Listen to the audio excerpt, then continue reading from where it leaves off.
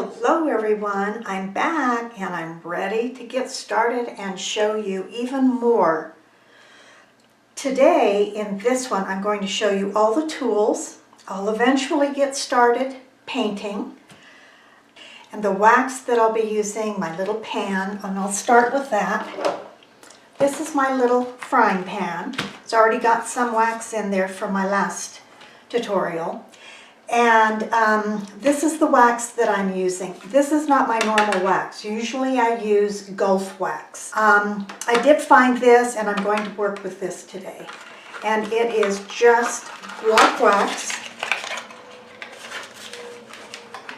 As you can see, it's just block wax. I'm going to put the wax in there and then I'm going to turn on this to about medium, and I'm just going to set it off to the side and let it start melting because I will be painting, and this is the most important part, of course. Well, not the most important, but very close to being important. And then this is my little lid that I put on it when I'm not using the wax.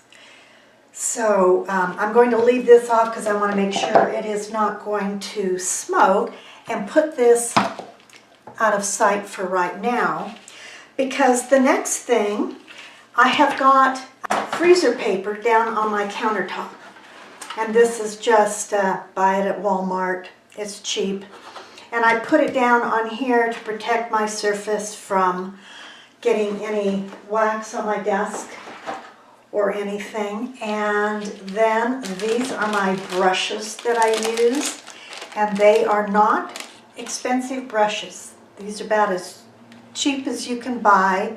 I think I got them both at Walmart. This one happens to be Royal Langnickel, so it's a little bit better. And I've got one of my normal watercolor brushes in there. However, it is now a wax brush because that was the brush I used when I shouldn't have. So I'll set those aside. And of course I've got my large photo here and my smaller one. I will use my smaller one for the colors. That way it doesn't take up so much space. And when you're using rice paper, you want to feel for the rough side or the smooth side. The smooth side is the side that you paint on. The rough side has all the little fibers in it. Those little fibers are what help give so much texture to this. Sorry, that took me a long time to find that word. So I'm going to tape this down so it doesn't move. Well, let's see, I want to do this. I want to tape this over this so that and that down. To paint the photograph or the drawing itself down so that it doesn't move, and then I'm going to tape the rice paper down so that it doesn't move. And that will help me get started. This way I can lift easily to make sure that I'm in the right area and everything. So on this one here, this now becomes my value scale. And that's one of the things that's so important about doing batik, is looking for your values, because we're going to work from lightest to darkest, which is what I explained in my previous video, the basics of batik watercolor painting. If you don't have the basics down, you can't do the painting. And then these are my colors. This is my watercolor palette. That's the only watercolor palette I have. I don't use a lot of colors. I have another small one that has a few pretty colors in it that I've bought recently, but typically this is all I use. This is a mix of a couple of Da Vinci watercolors, Daniel Smith, and Winsor & Newton. These three right here are White Knight. and those are pan watercolors. The rest are all tube. This is my palette that I'll be using, and got this at Walmart, and not for very much, and I love this. It's got the little wells in there, and it mixes really good. And then I use this little lid, which goes to this little container, and I put a paper towel in there, and that's what I use to wipe my brush off of. I'm going to show you how much water you should use and why you use less water than a lot of water. And I'll do it on this. I showed you the brushes. The next thing is this is what I use to find my colors that I'm going to use. And I start out with saturated New Gamboge, and this is diluted New Gamboge. This is another yellow that I have that I thought was really pretty, so I may use a little bit of mixture in that, and I forgot to get the name of that. This is a mixture of ultramarine blue and New Gamboge, and I can use that for some of my darker greens, but I will be using, and I don't have it on here, but I will tell you, I will be using some indigo, which is a dark blue, and that will be for my darkest greens, the indigo and the New Gamboge, and then probably some, let's see, that is cerulean, for a little bit brighter, happier green. In fact, I'll do that right now. So here is some New Gamboge. Actually, I'm going to use what I had used previously, which is a Da Vinci Cad Yellow Light and the cerulean, and I'll mix that for a little bit brighter green. There's that. Better write that down. Cad yellow and cerulean blue. Okay. And then for the other colors, to get this mixture here, I have used burnt orange, scarlet lake, Da Vinci Cad Light, and then for these, for this in here, I'm going to use indigo blue and burnt orange to get that mixture. This is carbazole violet and scarlet lake to get this mixture. Carbazole violet and pyrrole orange to get this mixture. And cad yellow and cobalt blue to get this mixture. Those are the colors that I'm going to use. You can see how this one is turning out really pretty and bright. This one I probably will add a little bit more cad yellow into that to make it have a little bit more oomph to it. So now I can turn this back. Keep that back. And then this is the rice paper. This is the smooth side. This is the rough side. This is where you can feel the fibers in there. And in fact, if you wanted to, you could pull those out. I don't want to. So if I move these around so that you can see what I'm doing here. If I use a lot of water, watch how easily this spreads. The more paint I put in there, the more it spreads. So if I use less water, it doesn't spread as far. Because, you know, you're going to be going in small areas and you don't want it to spread too much. So it is probably more of a, rather than a tea dilution, it is more of a bordering on milk dilution. See, I can have really small areas, and this, until it dries, just keeps blooming. And while it's pretty, and in some instances that looks really nice, I want to have a little bit more control in here. And I do have some wax melted with my watercolor brushes.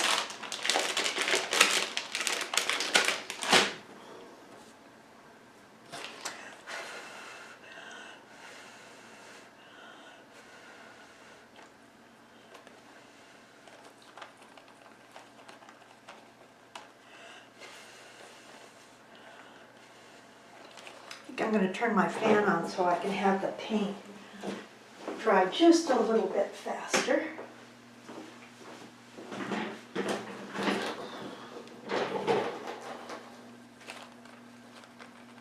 Okay, that one's dry. And now my brush was stiff.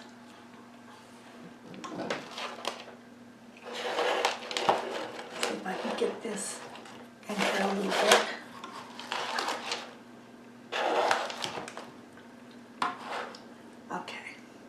There's the melted wax. Didn't take long for it to melt.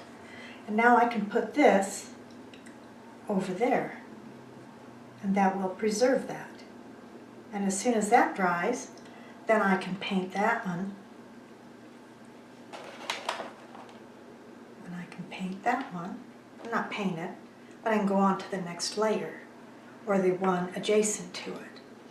And if you've got smaller areas, you tap the side of your pan, takes a little bit of wax off, and then you can go into smaller areas.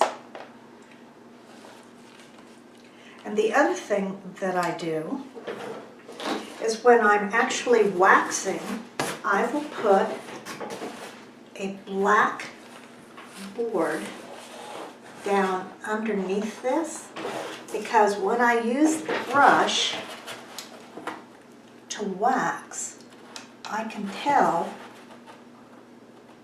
that I've got enough wax up there. So using this board really helps. Yes, it will stick a little bit, but you can gently lift that off. See, I'll paint this one. Or wax this one. See how it sticks to the board? And you're going to paint this very gently. You're not going to scrub it, you're not going to press hard, you're not going to put the wax on there real hard, because this is delicate paper. Yes, you will get some wax on this black. It's a piece of cardboard I got at Walmart, $2.97 I think it was. But using this board just allows you to see the wax a little bit better. Because when it's on white, it's harder to see where you've waxed, and you won't remember where you've waxed in every place. Okay, so that's done. And the next part is using that brush over there on that side. Move that back out of my way again. So the next part is tracing this diagram, this map, onto this I'm using a micron 10, which is a heavier duty, wider tipped point, so that I can trace all of this. Now, I will pause this and not show you everything that I'm tracing. And I'm not going to put all of my shading on here either. This is just for all of the line work. So I will outline all of the flowers and the petals and everything. And then I will look at this to see where I'm supposed to put the next color. and using this as my guide for where the color goes. I hope that is understandable. So I will get started on this, and I'm going to do maybe 5 minutes, 10 minutes of showing you what I'm doing, and then I will pause it, maybe come back in every little while just to show you how I've progressed, and then I can get right into painting, and that's the most exciting part. I can't wait for that. So I'm going to turn this a little bit in case you guys haven't noticed. I am left-handed, and I do need to turn the paper just a little bit differently than most right-handed people. So it may be a little bit crooked for you guys, and I'm sorry about that, but that's how I flow. Okay, so I'm going to start up here and outline this, and see how nicely I get a larger, broader line for this. And I have to keep looking at this too, because even though I did it on the underneath side, still is a little bit hard to see. And this does take a little bit longer to draw out because I'm being more careful.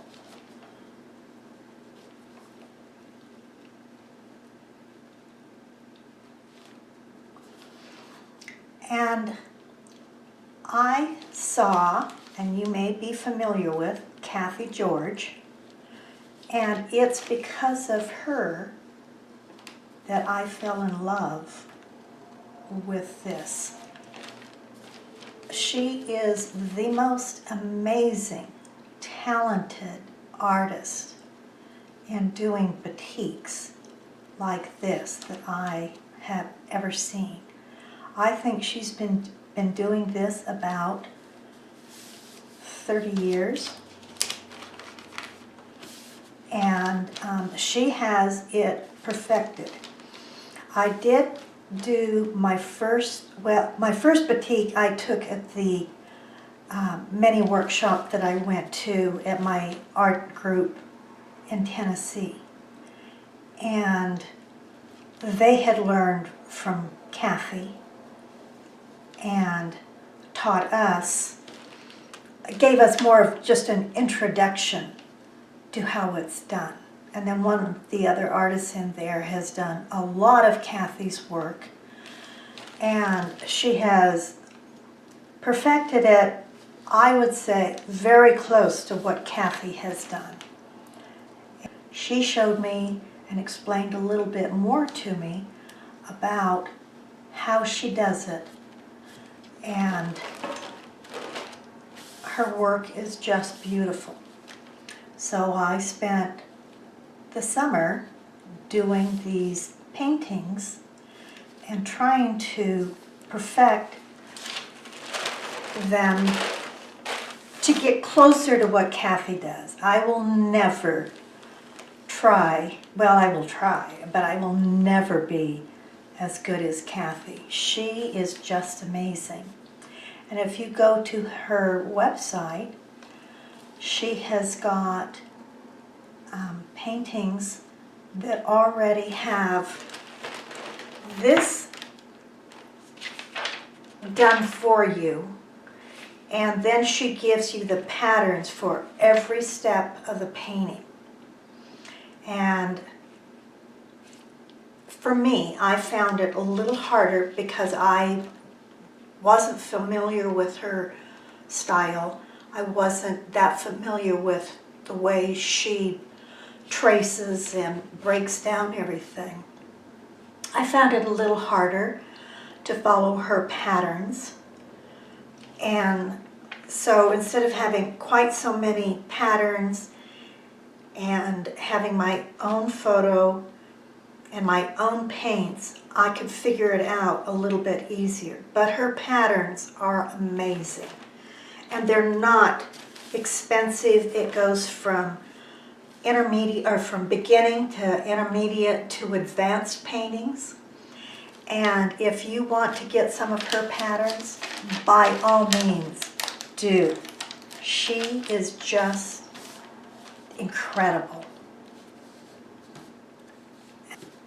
Now I'm on my journey and perfect it a little bit more. But you can see what I'm doing. I'm not putting any values in there. I'm just literally tracing what's on that paper onto the rice paper. And that's all I'm doing. I'm having to look to see, make sure I've done the lines correctly. And I'm going to outline everything on here, including the center area where I'm going to put the gold leaf in there.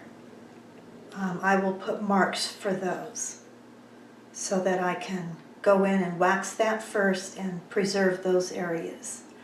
Once I get this completely outlined, I will start recording again. We will go ahead and start painting then. So stay with me, folks. I'll be back in a few. Hi everyone. Okay, I'm back and I've got this all traced out in ink and everything with all the information I think that I need on there. So I'm going to set this aside and I'll be looking at that a lot, as well as my photo for color placement.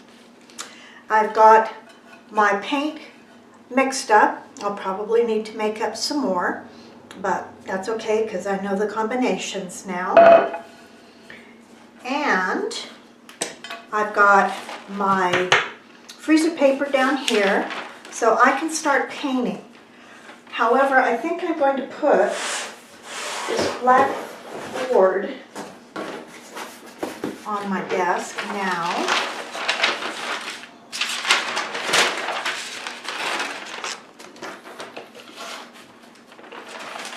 So you can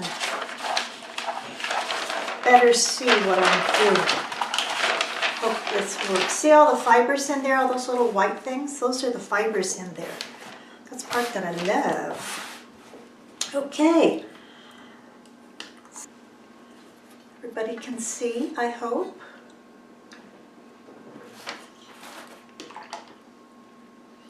So first I'm going to start out with a very light coat of New Gamboge.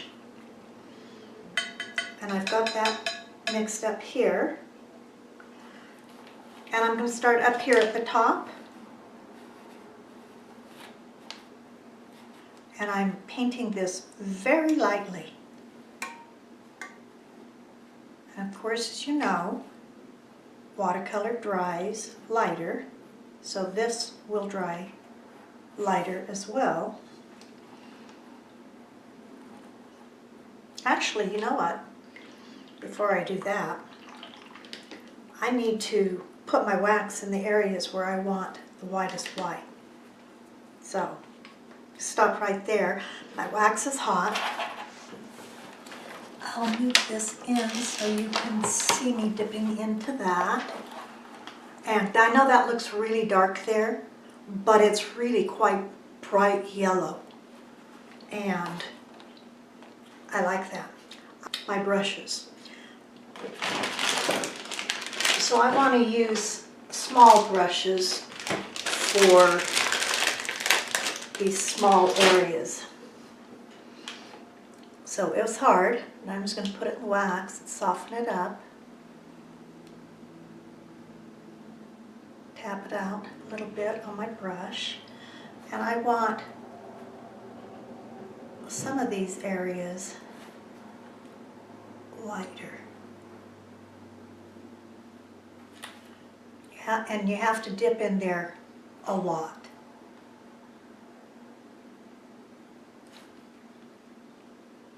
Sort of like dipping into water. And I'm going to go ahead, and these are where the gold leaf will go.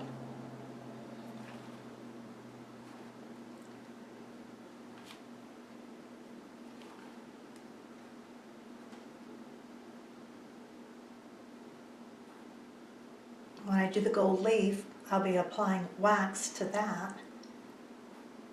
And if you get some wax on here and you sprinkle it in a few places,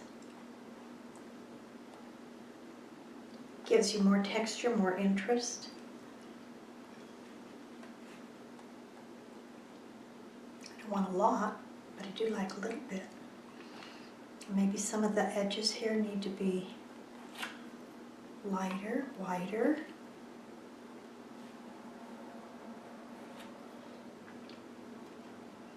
The brush stiffens up on you while you're painting, means you need more wax.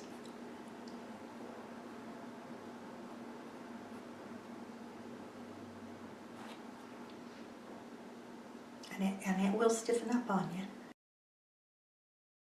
I hope this won't be too boring for you watching me do this. I don't have to do it everywhere, but I do want to get this in before I mess it up and paint over it, and then I don't have a place for the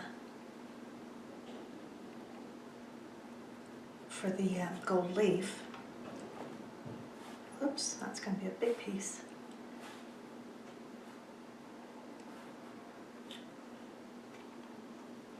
And after you've started doing this a while, you'll be able to see when the wax is not absorbing into the paper, which means you need more wax on your brush.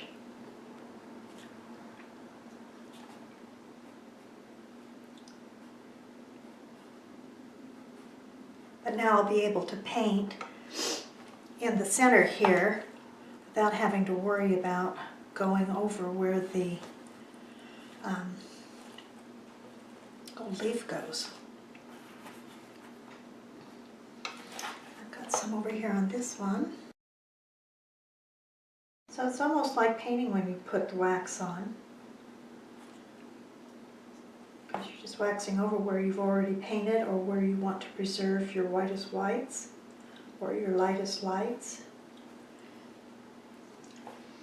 And I think the hardest part to this is getting everything ready to do this. I've got some light edges along some of these petals here.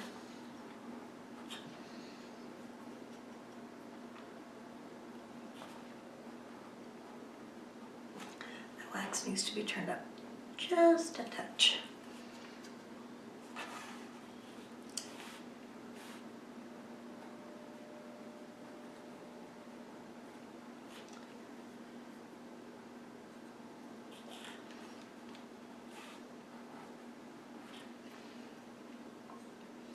Watch to make sure it's not smoking.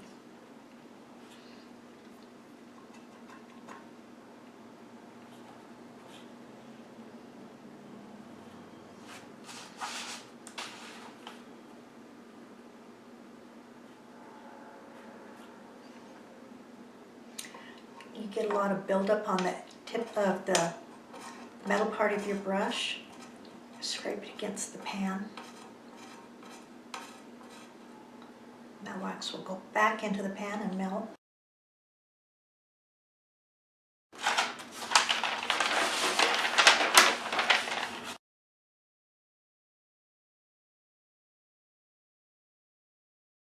Do this after you've painted more. You can flip your paint around here a little bit more too.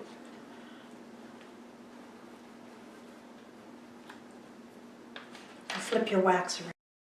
I don't want too much white in here, but I want enough that makes it sparkle a little bit more.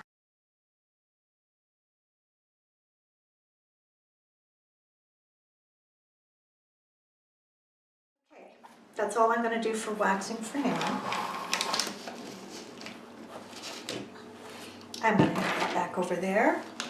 So I'm going to put the lid on the wax, put the brush way over here. I'll go back to my other brush and continue painting. See how much white and brighter that is now?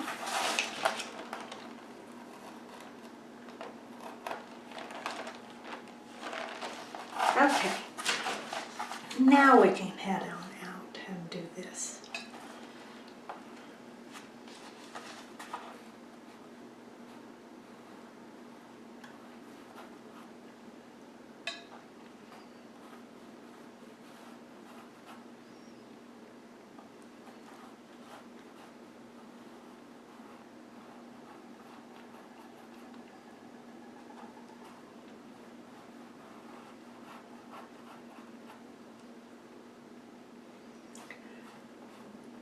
I try not to dip my brush in the water too much so that I have too much water on this, because I don't want it, I want to have some control over this.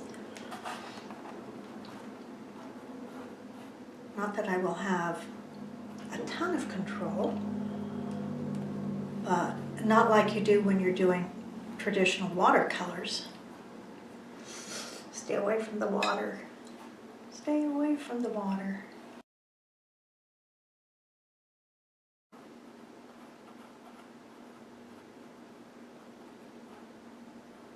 So after I get these all painted, all of the petals all painted with their first coat, then I will go back over and wax all of those. And then the areas that I don't want, let's see, let me explain this correctly here. The areas that I want darker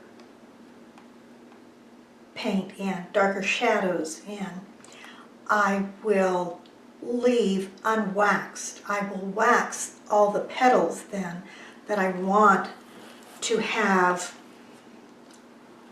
the yellow, but I don't want to wax the entire petal. I only want to wax portions of the petal so that it gets lighter and darker and looks more like it's undulating and moving around, gives it a little bit more character, a little bit more texture. And if I go out of line, it really isn't a problem, because it kind of looks pretty when you do it.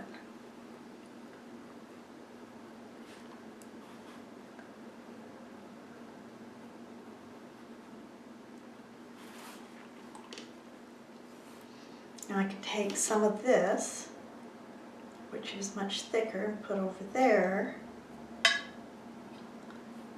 Add a little bit of water to it. Continue painting.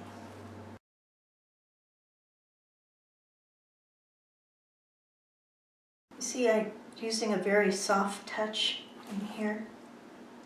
I really don't need to press hard because it really goes on so easy.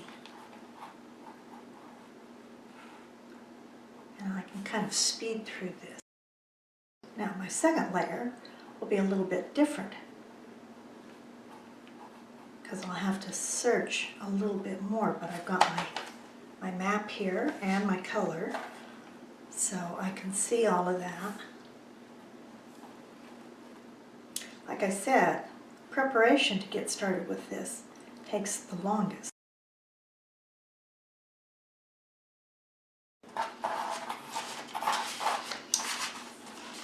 Over here, because there's some places where I've got a leaf that I don't want to paint. It's pretty flat so far.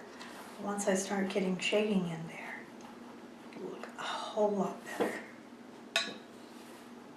Shading, values, darker values. You can't see as I am glancing at this quite a bit so that I can see where I'm supposed to be.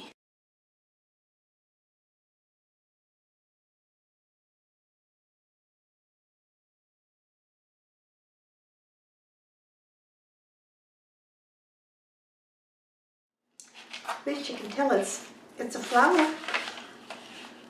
It's getting there. And I will have have to wait for all of the paint to dry before I can wax it, because the wax won't adhere as well as when it's dry.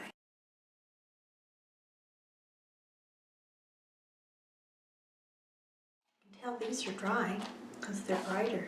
They're a little damp.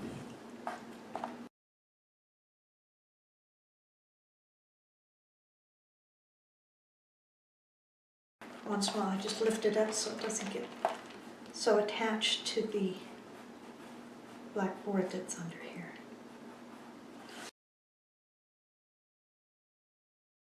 The brush I'm using is a Princeton 4050R number 10 round. That's not what I usually use. What I usually use, which hold a really good point, is Princeton Aqua Elite, and that's these. They have an amazing tip on them, and they stay forever, and they hold a ton of water.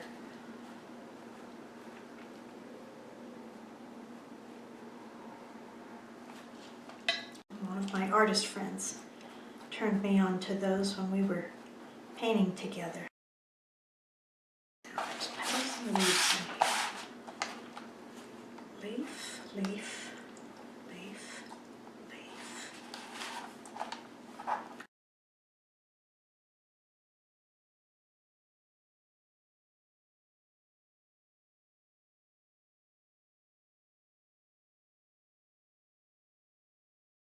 They're all leaves down here. Put some petals up in here. That's actually a petal. Oh, it's a leaf. That one back there is a leaf. I want to leave that one alone. Okay, now we'll move this brush away from me. Doesn't take too long for this to dry.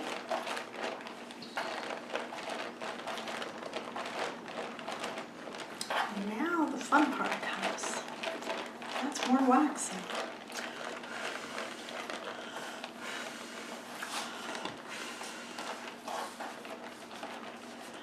See it taking shape a little bit more.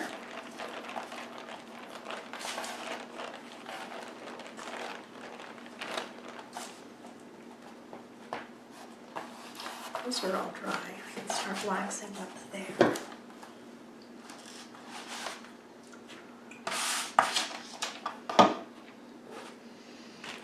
So I've got this little one here. I want a bigger brush.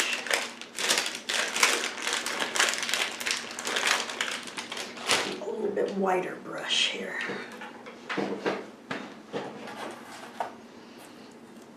And before I do that, I'm going to add a little bit of burnt orange over here in this.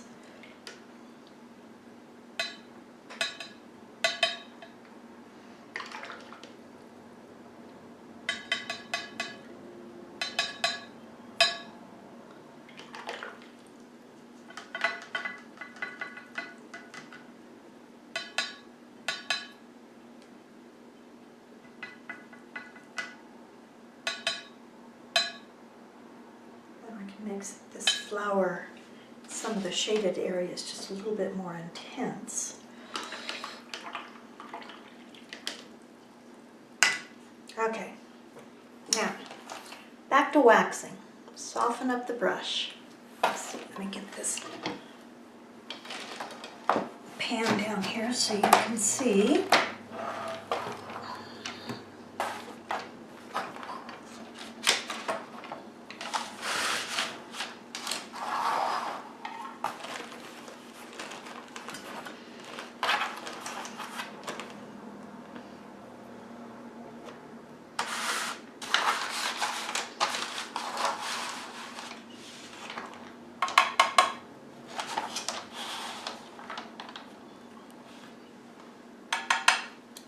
did that, I want to do one more thing. I'm going to take a little bit of this.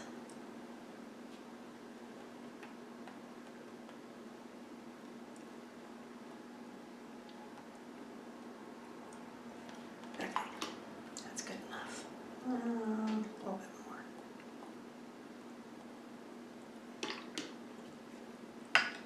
more. Okay, back to the waxing.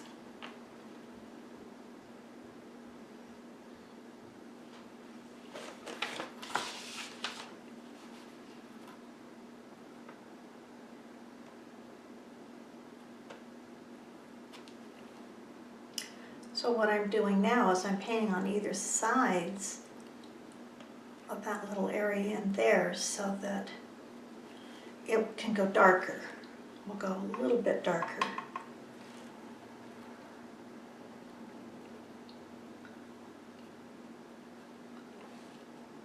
A bit darker up there. This will be light over here. So when you're doing this, you're thinking lights and darks, different values, which is what I've done here. And now I want to wax between those.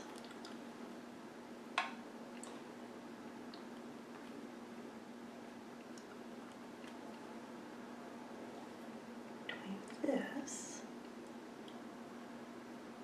Nice thing about this flat brush here is I can turn it sideways so that I can get between those areas.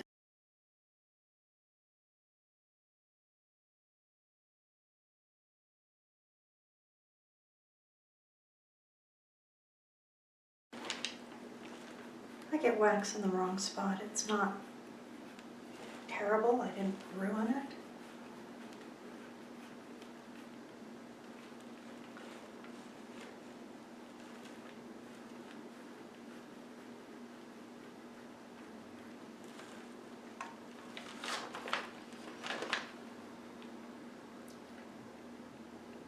This one lighter.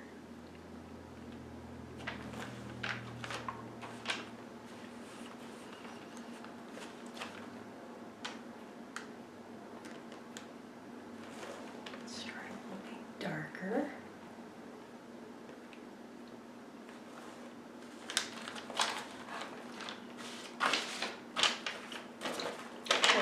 Wish I had a little bit more room on this desk. My studio in Tennessee, I've got much more room.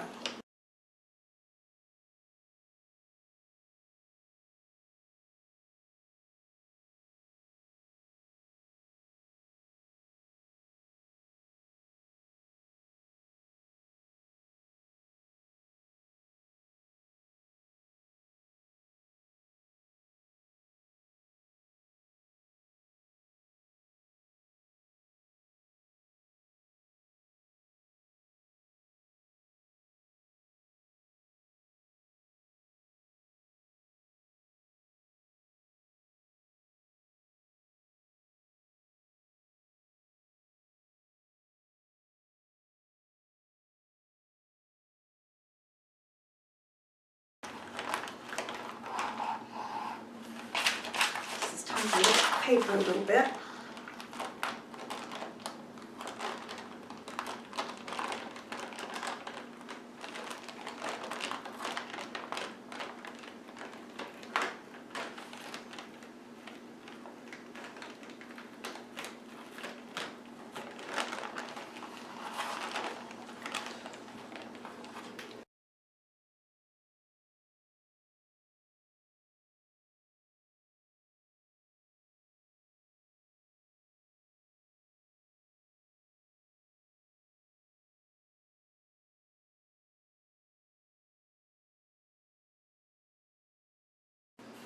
I think that's done for now. Just back out of my way. And I think that's where I'm going to end today. Let this wax dry overnight. It'll probably be dry here in a few minutes, but this video is getting pretty long. So I think I'll stop that for now. I hope you have enjoyed this. I will see you in the next video. The next video will be doing darker layers, darker values, getting in some green so we can start seeing what the green's going to look like. I've got my paint mixed up. I'm ready to put some more of this color into the petals here. I think that's it. And thank you so much for watching. Please subscribe. Please give me a thumbs up. And I so appreciate all your support. You all have been wonderful. Thank you. See you later.